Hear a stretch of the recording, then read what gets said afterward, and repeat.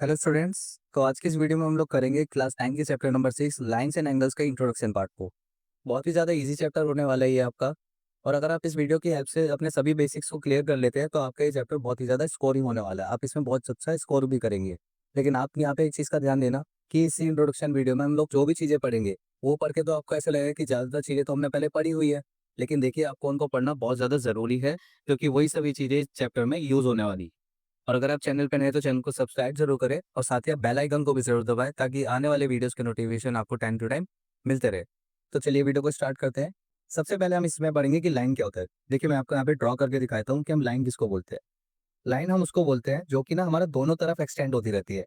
Extend होने का मतलब ये है कि ये देखो आगे भी ऐसे बढ़ती चली जाएगी और ये पीछे भी ऐसे बढ़ती चली जाएगी। यानी कि हमारे को ये नहीं मालूम होता कि ये कहाँ जाके रुकेगी, ये आगे कहाँ जाके रुकेगी और पीछे कहाँ जाके रुकेगी। ये जब हमारे को नहीं पता होगा, इसी को हम बोलते हैं कि एक लाइन होती है।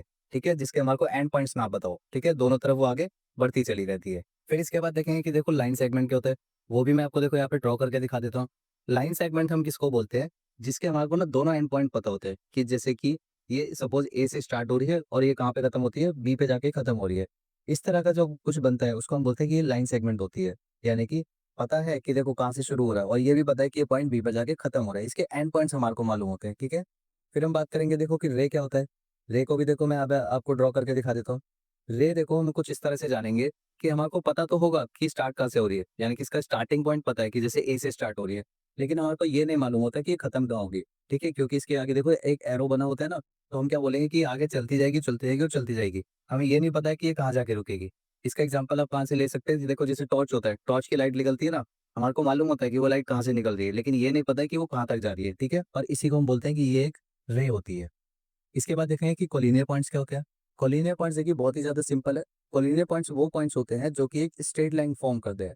यानी कि जब उन पॉइंट्स को मिला देते हैं आपस में तो वो क्या है, एक स्ट्रेट लाइन बनाते हैं। जैसे कि देखो, मैं यहाँ पे एक पॉइंट ले लेता हूँ ए, यहाँ पर एक पॉइंट ले लेता हूँ मैं बी, यहाँ पर एक पॉइंट आ गया अपना सी, और यहाँ पर एक पॉइंट ले लिया मैंने जैसे डी ले लिया।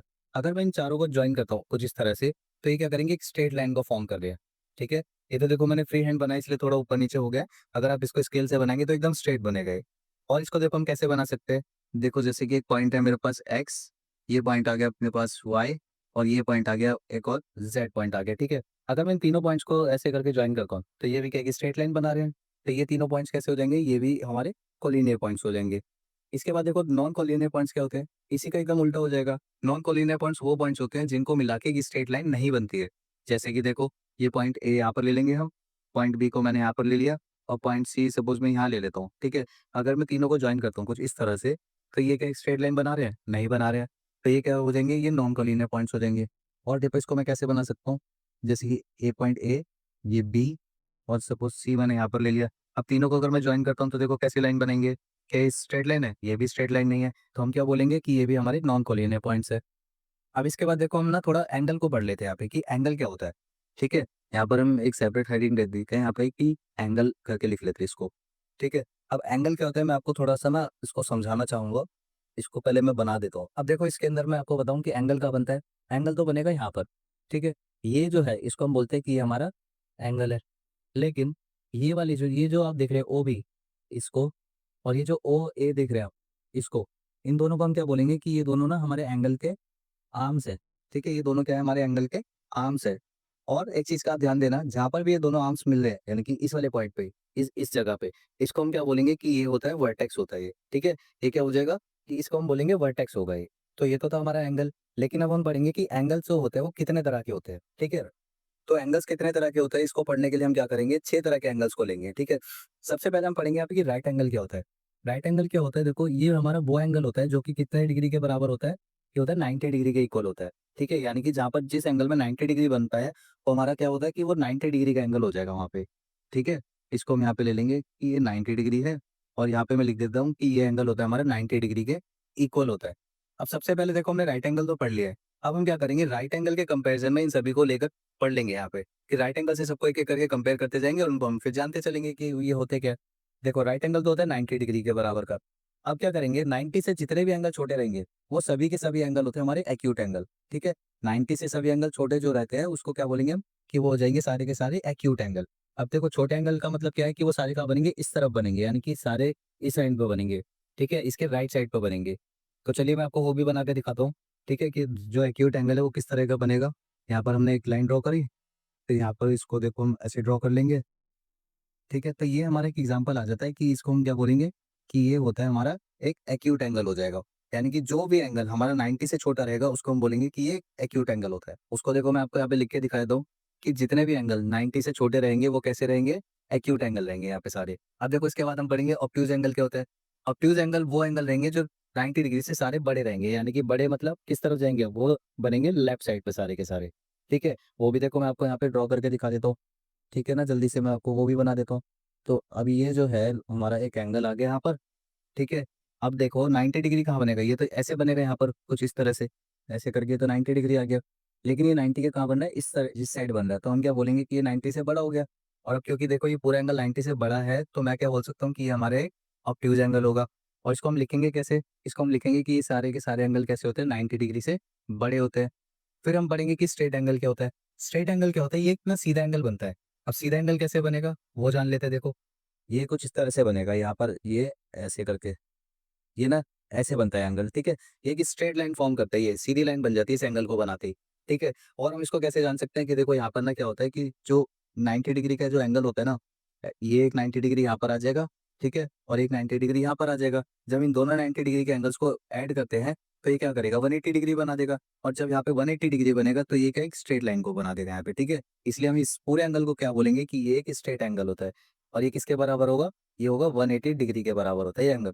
फिर अगर हम बात करें कि कंप्लीट एंगल क्या होता है, तो कंप्लीट एंगल देखो हम किसको बोलते हैं, यानी कि कंप्लीट एंगल वो एंगल होगा जो पूरा का पूरा 360 डिग्री के बराबर होगा, ठीक है। यानी कि पूरा ऐसे ही ऐसे करके बनेगा और यहाँ पर वापस से फिर से यहाँ पर आ जाएगा। तो हम इसको सिंपली कैसे लिख सकते हैं कि ये पूरा एंगल 360 डिग्री के बराबर होता है। 360 कब बनता है, जब ये पूरा ऐसे करके पूरा गोल बन जाएगा यहाँ पर वापस से। अब अगर बात करें रिफ्लेक्स एंगल की, तो देखो रिफ्लेक्स एंगल क्या होता है, इसको थोड़ा ध्यान से समझिएगा। पहले मैं इसको यहाँ पर आपको बना के दिखा देता हूँ, ठीक है। तो ये हमारा एक एंगल आ गया यहाँ पर। सपोज मैं मान लेता हूँ कि ये हमारा ना 60 डिग्री का एक एंगल है। अब मेरे को बताना है कि इसका रिफ्लेक्स एंगल क्या होगा। रिफ्लेक्स एंगल देखो क्या होता है, ये जो मेरा एंगल है 60 डिग्री, इसको छोड़ के जितना भी एंगल बचेगा ना, वही हमारा होता है रिफ्लेक्स एंगल। अब देखो इसको छोड़ के कितना बचा हमारे पास, ये पूरा ऐसे करके बचेगा ना, ये पूरा, ये कुछ इस तरह से, ये जो बचा पूरा एंगल, ये जो ब्लैक पोर्शन से आप देख रहे हो, इसी को हम बोलते हैं कि ये होता है रिफ्लेक्स एंगल। अब इसको निकालते कैसे हैं, वो देखो क्या होता है। अगर मैं आपसे पूछूं कि ये पूरा एंगल कितना बनेगा, यहाँ से अगर मैं ऐसे स्टार्ट करूँ और वापस से ये पूरा कंप्लीट ऐसे लेकर आओ, तो अभी हमने पढ़ा ना कि एक कंप्लीट एंगल बनेगा जो कि कितने डिग्री का होगा, 360 डिग्री का होगा। और अगर मेरे को इसका रिफ्लेक्स एंगल फाइंड करना है कि कितना होगा, यानी कि ये वाला एंगल कितना होगा, तो उसको कैसे निकालेंगे। हमें पता है कि देखो ये पूरा तो 360 डिग्री का है, ठीक है। अब 360 डिग्री में से मेरे को क्या इस वाले पोर्शन को तो लेना ही नहीं है ना, इसको तो मेरे को यहाँ से हटा देना है। तो मैं क्या करूंगा, यहाँ से 60 डिग्री को माइनस करूंगा और जो भी मेरे पास आंसर आएगा वही हमारा यहाँ पे क्या होगा, रिफ्लेक्स एंगल होगा। तो देखिए रिफ्लेक्स एंगल यहाँ पे कितना निकलता है, वो होगा हमारा 300 डिग्री का। अब इसके बाद हम यहाँ पे पढ़ेंगे कि कॉम्प्लीमेंट्री एंगल्स क्या होते हैं। कॉम्प्लीमेंट्री एंगल्स वो एंगल्स होते हैं जिनका सम करके 90 डिग्री के बराबर आता है। यहाँ पर हम लिख देते हैं कि सम होता है इनका 90 डिग्री के बराबर। कैसे होता है वो देखिए, मैं आपको एग्जांपल समझाता हूँ। मान लेते हैं कि एंगल है 70 डिग्री का और एक एंगल हो गया हमारा 20 डिग्री का। अगर मैं इन दोनों एंगल्स को प्लस करता हूँ तो मुझे यहाँ पे कितना डिग्री का एंगल मिलेगा, 90 डिग्री मिलेगा यहाँ पर, तो ठीक है। अब क्योंकि देखो इन दोनों एंगल्स को प्लस करके 90 डिग्री आता है, तो हम क्या बोलेंगे कि ये दोनों क्या है, आपस में कॉम्प्लीमेंट्री एंगल्स है। और देखो इसका एग्जांपल क्या ले सकते हैं, हम यहाँ ले सकते हैं 40 डिग्री एंड 50 डिग्री। अब इन दोनों एंगल्स को प्लस करके कितना आता है, 90 डिग्री आता है, तो ये क्या हो जाएंगे, कॉम्प्लीमेंट्री एंगल्स हो जाएंगे। इसी के बाद देखो हम पढ़ेंगे कि सप्लीमेंट्री एंगल्स क्या होते हैं। सप्लीमेंट्री एंगल्स का जो सम रहेगा वो होता है 180 डिग्री के बराबर। यानी कि उन दोनों एंगल्स को जब हम प्लस करते हैं तो हमारे को मिलेगा वहाँ पे 180 डिग्री। अगर मैं यहाँ पर आपको उसका एग्जांपल दिखाऊं तो वो कितने एंगल्स ले सकते हैं, हम यहाँ पर देखो यहाँ पे ले सकते हैं 110 डिग्री प्लस में 70 डिग्री। अब इन दोनों ही एंगल्स को जब मैं ऐड करता हूँ, 110 और 70 को ऐड करता हूँ, तो कितना मिलेगा, 180 डिग्री मिल जाएगा यहाँ पर। यानी कि जब इन दोनों को प्लस करते हैं तो 180 आता है। और क्योंकि जैसे यहाँ पे 180 बन गया तो हम क्या बोलेंगे कि ये कैसे एंगल है, ये सप्लीमेंट्री एंगल्स है फिर, ठीक है। और इसका एग्जांपल हम क्या ले सकते हैं, देखो 90 डिग्री प्लस 90 डिग्री, यानी कि ये दोनों कितने बना देंगे, 180 हो जाएंगे ये दोनों भी। तो 90 और 90 यहाँ पर क्या हो गए, ये दोनों सप्लीमेंट्री एंगल्स हो गए यहाँ पर। इसके बाद हम देखेंगे कि एडजेसेंट एंगल्स क्या होते हैं। एडजेसेंट एंगल्स को देखिए हम कैसे बनाएंगे, हम पहले मैं यहाँ पर आपको इसको ड्रॉ करके दिखा देता हूँ। अब एडजेसेंट एंगल्स क्या होते हैं, थोड़ा ध्यान से देखिएगा। हमारे पास एक एंगल है ए ओ बी, यानी कि ये जो पूरा एंगल है यहाँ से लेकर यहाँ तक ऐसे करके ये पूरा एंगल आ गया ए ओ बी। अब इसके अंदर देखो आपको दो एंगल्स दिख रहे होंगे, एक है हमारा ए ओ सी, यानी कि ये वाला एंगल, और एक एंगल कौन सा है, सी ओ बी, यानी कि ये वाला एंगल। अब इन दोनों एंगल्स के बीच में आपको क्या कॉमन नजर आ रहा है, इन दोनों एंगल्स के बीच में देखो एक कॉमन यहाँ पर एक आर्म नजर आ रही है, ये वाली, ये ओ सी नजर आ रहा है आपको, ठीक है। तो हम क्या कहेंगे कि ये वाला जो एंगल है, ये वाला एंगल और ये वाला एंगल, इन दोनों के बीच में क्या है, एक कॉमन आर्म है यहाँ पर, ठीक है? तो जिन एंगल्स के बीच में कॉमन आर्म होती है, उसी को हम बोलते हैं कि वो एडजस्टेड एंगल्स होते हैं। एडजस्टेड एंगल्स को हम क्या बोल सकते हैं कि ये दोनों कैसे बने होते हैं? साथ में बने होते हैं। ये कैसे होते हैं? ये साथ में बने होते हैं। देखो ये वाला एंगल इसके साथ है। अब क्यों साथ है? क्योंकि देखो दोनों क्या कर रहे हैं? कॉमन आर्म को एक दूसरे से शेयर कर रहे हैं। इसलिए हम इनको क्या बोलते हैं कि ये क्या होते हैं? एडजस्टेड एंगल्स होते हैं। फिर इसके बाद देखें कि वर्टिकली अपोजिट एंगल्स क्या होते हैं। वर्टिकली अपोजिट एंगल्स क्या होते हैं, इसको जरा ध्यान से देखिएगा। मान लेते हैं एक लाइन हमारी ये कैसे जा रही है, कुछ इस तरह से, और एक लाइन आ रही है हमारी कुछ इस तरह से, ठीक है? अब यहाँ पर एक चीज़ को देखिएगा कि ये वाला जो एंगल रहेगा, ये वाला, इसको मान लेते हैं 1, इसके सामने कौन सा एंगल आ गया? ये वाला, ये हो गया हमारा एंगल 2। हम क्या बोलेंगे कि जब 2 लाइन्स एक दूसरे को इंटरसेक्ट करती हैं, तो जो सामने वाले एंगल्स होते हैं ना, वो क्या हो जाएँगे? हमेशा आपस में बराबर होते हैं, ठीक है? तो यहाँ पर मैं क्या बोलूँगा कि angle 1 is equals to angle 2। ठीक इसी तरह से देखो ये वाला जो एंगल रहेगा, ये वाला एंगल, ये किसके बराबर होगा? ये इस सामने वाले एंगल के बराबर हो जाएगा। इसका मैं नाम दे दूँगा 3 और ये हो जाएगा एंगल 4। तो यहाँ पर मैं क्या बोल सकता हूँ कि angle 3 is equals to angle 4। तो वर्टिकली अपोजिट एंगल क्या होते हैं? जब कोई 2 लाइन्स आपस में एक-दूसरे को इंटरसेक्ट करती हैं, तो उसके सामने वाले जो एंगल्स रहते हैं ना, यानी कि ये वाला एंगल इसके बराबर और ये वाला एंगल इसके बराबर हो जाएगा। क्लियर? इसके बाद हम पढ़ेंगे कि इंटरसेक्टिंग लाइन्स क्या होती हैं। इंटरसेक्टिंग लाइन्स वो होती हैं जो आगे जाके कहीं न कहीं किसी न किसी पॉइंट पे मिल जाती है। अब वो कैसी होती है देखो, सपोज़ मान लेते हैं एक लाइन आती है हमारी कुछ इस तरह से और एक लाइन आ रही है कुछ इस तरह से, ठीक है? तो हम इन दोनों लाइन्स को क्या बोलेंगे कि ये दोनों कैसी हैं आपस में? ये तो इंटरसेक्टिंग लाइन्स हो गई हैं। अब इंटरसेक्टिंग कैसे हो गई? क्या ये मिल रही हैं आपस में? अगर देखो मैं इनको आगे जाके ऐसे करके एक्सटेंड करता हूँ, ये आगे ऐसे जाएगी और ये आगे कुछ इस तरह से जाएगी। तो देखो ये इस पॉइंट पे जाके मिलेंगे ना, इस वाले पॉइंट पे, तो इसलिए हम इनको क्या बोलते हैं कि ये हमारा इंटरसेक्टिंग लाइन्स होती है। और इंटरसेक्टिंग लाइन्स देखिए कैसे हो सकते हैं, ये और ये देखो, ये दोनों भी आपस में इंटरसेक्टिंग लाइन्स हो गई है, क्योंकि ये आपस में एक-दूसरे से किसी न किसी पॉइंट पे मिल रहे हैं, ठीक है? तो इसलिए क्या बोलेंगे कि ये क्या होता है, इंटरसेक्टिंग लाइन्स होंगी। फिर अगर देखिए पैरेलल लाइन्स, तो वो क्या होती है? पैरेलल लाइन्स वो लाइन्स होती है जो कि कभी आपस में एक-दूसरे से मिलती नहीं है। इसका सबसे बेटर एग्ज़ाम्पल क्या होगा देखो, स्केल ले लिया हमने इसका एग्ज़ाम्पल। ये देखो एक लाइन देख रहे हो आप स्केल की, एक ये साइड हो गई और एक साइड इसकी ये वाली हो गई। क्या ये आगे जाके कभी मिलेंगे? ये कभी नहीं मिलेंगे। तो हम क्या बोलेंगे कि स्केल की ये वाली और ये वाली, ये दोनों कैसी लाइन है? ये दोनों आपस में पैरेलल लाइन्स होंगी, क्योंकि आगे जाके कभी नहीं मिलेंगी, ठीक है? तो कैसी बना सकते हैं हम पैरेलल लाइन्स को? वो कुछ इस तरह से बनेंगी। अगर आप स्केल से बनाएँगे तो वो थोड़ा अच्छा बनेगा, ठीक है? ये तो थोड़ा फ्री हैंड बनाए तो ये थोड़ा आपको ऐसे ही लग रहा होगा इस वक़्त, लेकिन आप इसको स्केल से बनाना, ठीक है? तो ये हमारी किस तरह की लाइन हो जाएँगी? ये होती है हमारी पैरेलल लाइन्स, ठीक है? जो कि आगे जाके कभी भी किसी पॉइंट पे नहीं मिलती है। और देखो इसको मैं कैसे बना सकता हूँ? ये देखो कुछ इस तरह से ही बन सकती है। ये कैसी होंगी? ये भी देखो आगे जाके किसी पॉइंट पे नहीं मिलेंगी, ये अलग-अलग रहेंगी दोनों। तो यहाँ तक के हमारे कॉन्सेप्ट्स एकदम क्लियर हो गए हैं। अब हम चलते हैं अपने आगे के कॉन्सेप्ट्स के ऊपर। और साथ ही मैं चाहूँगा कि आप इस वीडियो को अपने फ्रेंड्स के साथ ज़्यादा से ज़्यादा शेयर करें ताकि उनकी भी हेल्प हो सके। तो अब इन कॉन्सेप्ट्स को समझने के लिए हम क्या करेंगे, इस फिगर का यूज़ करेंगे यहाँ पे, ठीक है? तो एक-एक करके मैं आपको सब चीज़ें एक्सप्लेन करता चलता हूँ यहाँ पे। आप इसको ध्यान से देखिएगा, वीडियो को स्किप नहीं करना आप, ठीक है? तो सबसे पहले हम पढ़ेंगे कि इंटीरियर एंगल्स क्या होते हैं। अब इंटीरियर एंगल्स क्या होते हैं, उसको बताने के लिए देखो मैं आपको पहले ये बताना चाहूँगा कि देखो ये जो हमारी लाइन होती है, एक लाइन ये हो गई, एक लाइन ये हो गई।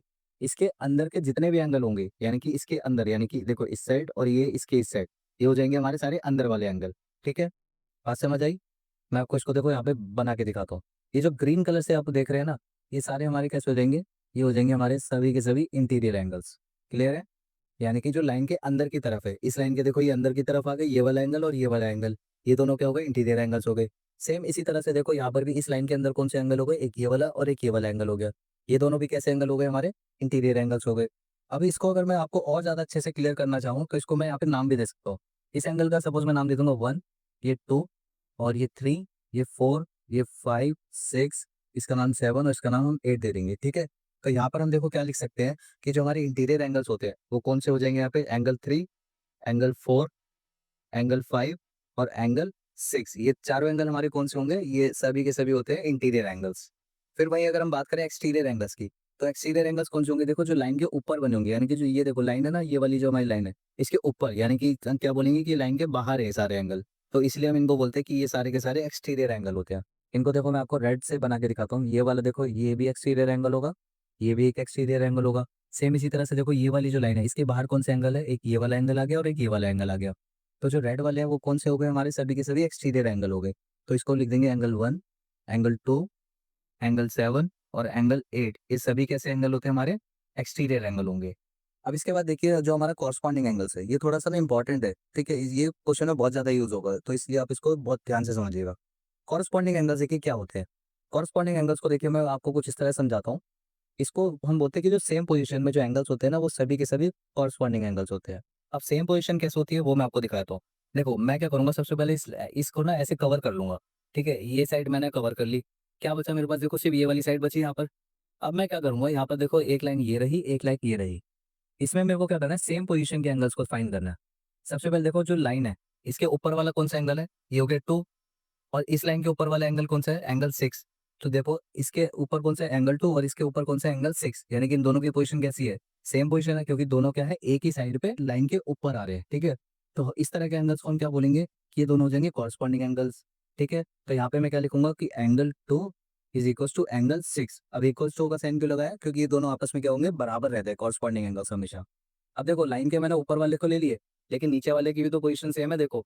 लाइन के नीचे एंगल 4 है और इस लाइन के नीचे क्या है? एंगल 8 है। तो देखो इन क्योंकि इन दोनों की पोजीशन सेम है, तो मैं क्या बोलूँगा कि ये दोनों क्या है? ये दोनों भी कॉरस्पॉन्डिंग एंगल्स हैं, ठीक है? तो यहाँ पर हम लिख देंगे कि angle 4 is equals to angle 8, ठीक है? ध्यान देने वाली बात क्या है कि देखो दोनों कैसे होने चाहिए? लाइन के एक ही साइड होने चाहिए यहाँ पर, ठीक है? अब देखो जिस तरह से मैंने लाइन के इस साइड को लिया, अब मैं क्या करूँगा, लाइन के इस साइड को भी ले लूँगा। तो मैं इसको यहाँ पे आपको कवर करके दिखाता हूँ। यहाँ पे देखो ये जो मेरी एक लाइन ये रही, एक लाइन ये रही, ठीक है? इस लाइन के ऊपर कौन-सा एंगल है? एंगल 1 आ गया और इस लाइन के ऊपर कौन-सा है? एंगल 5 आ गया। इन दोनों की पोजीशन सेम है ना, क्योंकि देखो एंगल 1 इस लाइन के ऊपर है और एंगल 5 इस लाइन के ऊपर है। इन दोनों की पोजीशन एक एक तरह से सेम है दोनों। तो हम क्या बोलेंगे कि angle 1 is equals to angle 5 हो जाएगा यहाँ पर। तो सिंपली यहाँ लिख देंगे angle 1 is equals to angle 5। Same इसी तरह से क्या करेंगे, देखो दोबारा से मैं कवर करता हूँ आपके लिए इसे। ऊपर वाले को ले लिया हमने, अब क्या करेंगे, नीचे वाले एंगल्स को लेंगे। इस लाइन के नीचे कौन-सा एंगल बन रहा है? 3 बन रहा है और इस लाइन के नीचे कौन-सा बन रहा है? एंगल 7 बन रहा है। अब क्योंकि इन दोनों की पोजीशन सेम है, तो मैं क्या बोलूँगा, एंगल 3 और एंगल 7 क्या हो जाएँगे? एक दूसरे के बराबर हो जाएँगे। तो हम यहाँ लिखेंगे angle 3 is equals to angle 7। तो ये थे हमारे सभी के सभी कॉरस्पॉन्डिंग एंगल्स, और ध्यान क्या देना है आपको कि कॉरस्पॉन्डिंग एंगल्स क्या होते हैं? एक दूसरे के बराबर रहते हैं। इसके बाद हम पढ़ेंगे कि अल्टरनेट इंटीरियर एंगल्स क्या होते हैं। इसको देखिए आप ऐसे ध्यान रखना कि जो भी हमारी पैरेलल लाइन्स होती है, ठीक है? ये तो हो गई हमारी पैरेलल लाइन्स और ये वाली लाइन को हम क्या बोलेंगे? ये हो गई ट्रांसवर्सल। कौन-सी लाइन होती है? ट्रांसवर्सल लाइन होती है। ट्रांसवर्सल कौन-सी होती है? जो इन दोनों लाइन्स को एक क्या करते हैं? काटती है, आपस में इंटरसेक्ट कर रही होती है, ठीक है? अब देखो यहाँ पर अल्टरनेट इंटीरियर एंगल्स क्या होते हैं? अल्टरनेट इंटीरियर एंगल्स, इंटीरियर मतलब अंदर वाले, ठीक है? अब इनको कैसे बताएँगे? हमें क्या करना है, सिंपली देखना है ज़ेड कहाँ फॉर्म हो रहा है। ये देखो ये ऐसे करके, ऐसे और ये ऐसे, ये क्या बन रहा है? ज़ेड बन रहा है कुछ इस तरह से, देखो ये यहाँ पर ज़ेड बन रहा है ना? ऐसे करके आया ना ये ज़ेड ऐसे, ये ज़ेड बन गया। अब जब ज़ेड बनेगा तो उसका ये वाला एंगल और ये वाला एंगल आपस में हो जाएँगे बराबर। तो देखो ये जो ज़ेड बन रहा है, इसमें देखो एक ये वाला एंगल यहाँ पर आ गया और एक ये वाला एंगल, ये दोनों आपस में क्या हो जाएँगे? बराबर हो जाएँगे। तो मैं क्या बोलूँगा कि angle 3 is equals to angle 6। क्या ध्यान देना है कि यहाँ पर ज़ेड बनता है, ठीक है? अब ये तो देखो हमारा कैसा ज़ेड था, ये सीधा ज़ेड बना है। इसी तरह से हम क्या करेंगे, एक बार उल्टा ज़ेड भी बनाएँगे। ये देखो कुछ इस तरह से ये आ गया ना हमारा, एक उल्टा ज़ेड बन गया यहाँ पर, कुछ ऐसे बन गया ये उल्टा ज़ेड। अब जब उल्टा ज़ेड बनेगा तो उसमें क्या होगा, ये वाला एंगल और ये वाला एंगल एक दूसरे के बराबर हो जाएँगे। तो देखो कैसे बन रहा है, ये कुछ ऐसे आ गया, तो यहाँ पर कौन-सा एंगल आएगा, एक ये वाला आ जाएगा और इसलिए, और यहाँ पर देखो ये कुछ ऐसे आ रहे हैं ना, ऐसे करके यूँ, तो यहाँ पर कौन-सा एंगल आ जाएगा, वो ये वाला आ जाएगा। तो मैं यहाँ पे क्या बोल सकता हूँ कि angle 4 is equals to angle 5, ये दोनों आपस में इक्वल होंगे। फिर अगर हम बात करें कि अल्टरनेट एक्सटीरियर एंगल्स की, तो वो क्या होते हैं? देखो अल्टरनेट का मतलब क्या होगा, आपको ये ध्यान रखना है कि वहाँ पे ज़ेड बनेगा, ठीक है? इंटीरियर है तो क्या करना, अंदर वाले एंगल लेना, और वहीं अल्टरनेट एक्सटीरियर पूछे तो ज़ेड तो यहाँ भी बनेगा, लेकिन कैसे एंगल होंगे, वो बाहर वाले एंगल होंगे।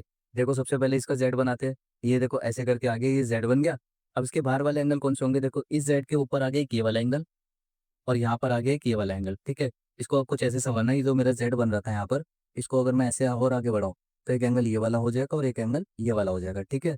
तो हम क्या बोलेंगे कि अल्टरनेट एक्सटीरियर एंगल में यहाँ पर कौन-सा एंगल बराबर होता है? ये वाला हो जाएगा और एक ये वाला, क्योंकि ज़ेड कुछ इस तरीके से बन रहा है, कुछ ऐसे बन रहा है। तो ये एक एंगल ये हो गया और एक एंगल हमारा ये हो गया। तो हम लिखेंगे angle 1 is equals to angle 8, ये दोनों आपस में बराबर हो जाएँगे। इसी तरह से देखो जब सीधा ज़ेड बन रहा है, तो उल्टा ज़ेड भी बनाना पड़ेगा हमारे को एक बारी।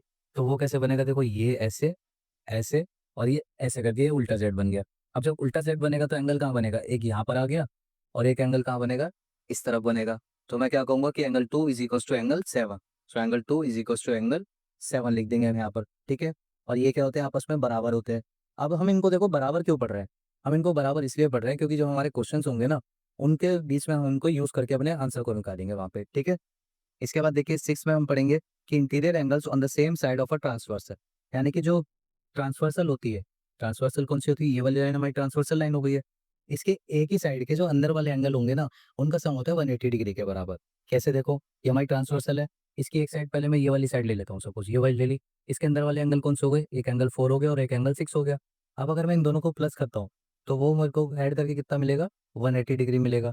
ठीक है, थिंक इसी तरह से क्या होगा, ट्रांसवर्सल के अब इस साइड को ले लेंगे। अब ये वाली साइड आगे देखो, इसके अंदर वाले एंगल कौन से हैं, एक ये वाला है और एक ये वाला है। अब जब मैं इन दोनों को ऐड करता हूँ तो ये भी कितना बनाएगा, ऐड होके ये 180 बना देगा। तो मैं देखो यहाँ पे सिंपली क्या लिख सकता हूँ कि angle 4 plus angle 6 is equals to 180 degree. और सेम यहाँ पर और क्या लिख सकता हूँ मैं कि angle 3 plus angle 5 is equals to 180 degree. ठीक है, अब आपने क्या करना है कि जब क्वेश्चन में आप इसको यूज करेंगे तो आप जब इसको ऐसे लिखेंगे ना तो आपको ब्रैकेट में यहाँ पर डाल के क्या करना है, इस रीजन को यहाँ पर एज इट इज लिखना पड़ेगा। ठीक है, सेम ऐसे अगर आप क्वेश्चन में किसी के बता रहे हैं कि angle 2 is equals to angle 7 है, तो आपको बताना पड़ेगा वहाँ पे ऐसे ब्रैकेट डाल के रीजन देना पड़ेगा कि आपने इसको बराबर क्यों बताया है। ठीक है, इसीलिए सेम आपको क्या करना पड़ेगा, इन सब चीज़ों को बहुत ज़्यादा ध्यान से देखना पड़ेगा कि कॉरस्पॉन्डिंग एंगल्स कब होते हैं, अल्टरनेट इंटीरियर कब होता है, अल्टरनेट एक्सटीरियर कब होता है। ठीक है, तो इसी के साथ यहाँ पर हमारा इंट्रोडक्शन पार्ट एकदम कंप्लीट होता है और मैं उम्मीद करता हूँ कि मैं आपको ये सभी कंसेप्ट बहुत अच्छे से समझा पाया होगा। और आगे की एक्सरसाइजेस के लिए मिलेंगे हम नेक्स्ट वीडियोस में, तब तक के लिए take care and keep learning.